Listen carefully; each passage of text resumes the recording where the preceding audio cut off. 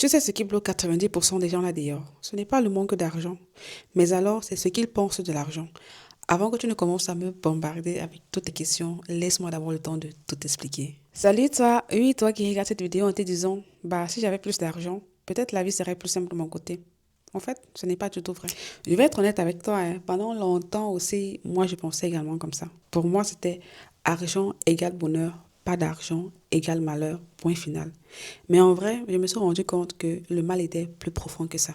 Et si je te disais alors que cette pensée que tu as de si j'avais énormément d'argent, ma vie serait peut-être plus simple, est justement cette pensée qui te garde dans la médiocrité. Me croirais-tu? Pour faire plus simple, l'argent, ce n'est pas que des billets ou alors des chiffres sur un compte bancaire. C'est un outil un peu comme un marteau. Si tu sais t'en servir, tant mieux pour toi, tu réussiras alors à construire quelque chose de grand et de durable. Au pire, tu ne réussiras qu'à te faire du mal avec. Mais tu veux savoir c'est quoi le vrai problème? C'est lorsque toi, tu commences à lui donner du pouvoir sur tes émotions. C'est-à-dire, tu vas commencer à te dire, je serai heureux lorsque j'aurai tel nombre d'argent sur mon compte ou alors bah, je ne mérite pas d'avoir plus que ce que j'ai actuellement. Il y en a carrément qui aillent même plus loin en disant l'argent c'est sale ou alors les riches ne dorment pas bien la nuit. Tu vas certainement me dire mais oui, ces phrases-là, ce sont juste des paroles en l'air, mais laisse-moi te dire que non, ce sont des chaînes invisibles que tu es en train de mettre sur toi. Tu veux savoir le moment exact où tout change pour toi? Alors laisse-moi te dire que cela arrivera lorsque tu changeras ces trois croyances.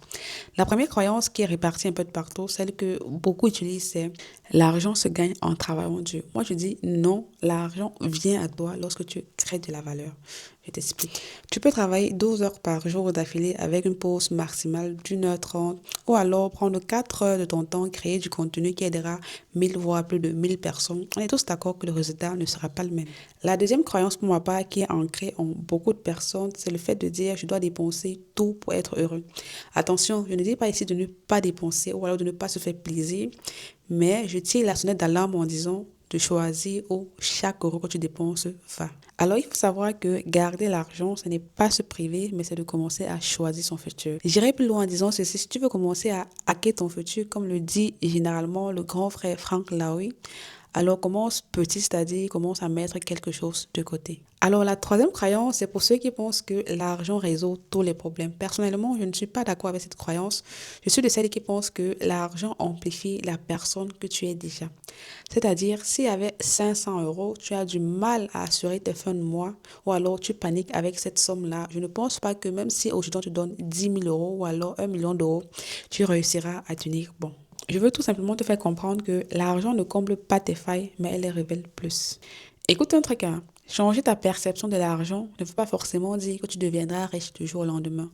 Non, non, pas du tout. Ça veut tout simplement dire pour ma part que premièrement, tu dois arrêter de laisser tes émotions te guider en ce qui concerne tes dépenses quotidiennes. Deuxièmement, tu dois arrêter de laisser l'argent décider si tu es heureux ou alors pas du tout. Et troisièmement, comme je l'ai dit, commence petit, commence à poser les bases, c'est-à-dire les fondamentaux, si bien sûr tu aspires à un meilleur lendemain. Toi qui, oui, je m'adresse bien à toi, qui dis constamment que si j'avais beaucoup d'argent, ma vie serait peut-être meilleure à l'instant actuel. Honnêtement, laisse-moi te poser cette question. Si aujourd'hui, on te remettait une somme de 10 000 euros, penses-tu que ta vie ou alors te sentirais-tu différent parce que tu as reçu ces 10 000 euros? Si ta réponse à cette question est oui, alors laisse-moi te dire que l'argent contrôle encore beaucoup de choses chez toi. Alors, tu constates avec moi que le problème en soi, ce n'est pas l'argent lui-même, mais c'est ta mentalité ou alors le mindset que tu as vis-à-vis de l'argent. N'hésite surtout pas d'écrire plan budgétaire en commentaire si tu veux apprendre à gérer ton budget et que tu ne sais vraiment pas par où commencer.